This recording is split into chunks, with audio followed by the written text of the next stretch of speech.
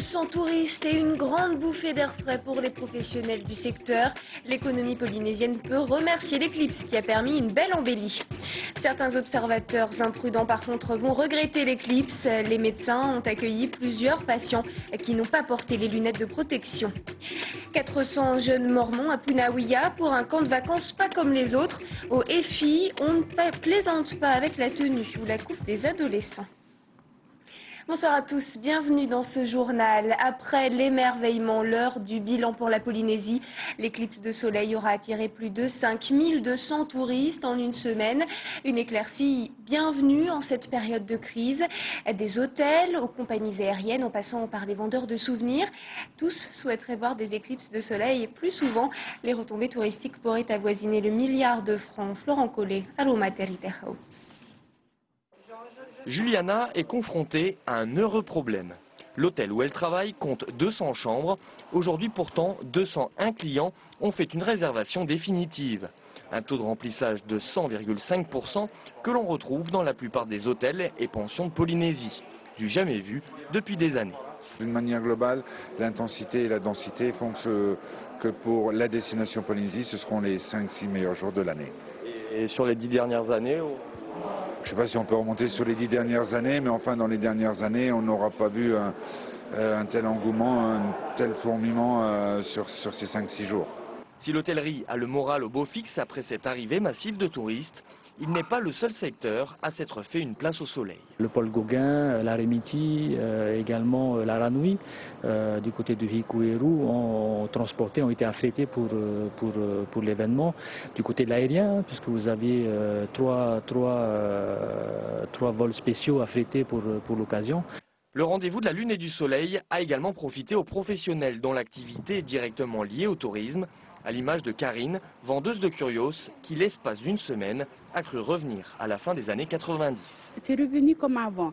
Avant, il y a beaucoup de touristes. La semaine dernière, on a vu que c'est revenu comme avant. Il y a du monde qui vient, il y a beaucoup de touristes en ce moment. C'est uniquement pour l'éclipse qui sont là. Je crois qu'en ce moment, on a vraiment besoin de beaucoup d'éclipses tous les jours.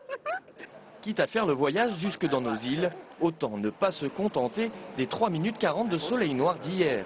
Li Chun, chasseur d'éclipses taïwanais, a ainsi programmé un voyage de 2 semaines. Je vais aller sur les îles de Moorea et de Bora Bora avec un ami parce que j'ai entendu dire que ces îles étaient vraiment belles. Et contrairement à hier, les touristes aujourd'hui n'espéraient qu'une chose, ne pas voir le soleil s'éclipser derrière les nuages. Et vous le savez, sur plusieurs îles des Tuamotu, l'éclipse était totale. C'était le cas à An'a. Plusieurs dizaines de chasseurs d'éclipses professionnels ou amateurs ont donc envahi cet atoll. Tout ému d'assister à ce prodigieux spectacle. Là-bas, il a fait nuit en plein jour pendant plusieurs minutes. Voyez ces images de notre correspondant, Eugène Théieri. Je m'appelle Wendy Land, je viens de Canada. Nous sommes venus de Portugal et sommes venus express pour voir l'éclipse ici à An'a, à la Polynésie. Ils sont venus du monde entier pour observer l'éclipse à An'a. Certains ont choisi la plage, d'autres le quai de Tukuhora, et tous ont amené avec eux l'équipement nécessaire pour immortaliser l'instant. Quand l'éclipse démarre, les appareils photos s'emballent. Malgré quelques nuages, les conditions d'observation sont bonnes. Un soulagement pour ces passionnés. Le système solaire fonctionne comme une horloge. Les planètes tournent autour du Soleil et c'est une horloge bien réglée. Il est facile de savoir où sera telle planète à tel moment. La seule chose dont je n'étais pas certain, c'était le temps. Heureusement, nous avons eu de la chance. Peu à peu, le ciel s'obscurcit.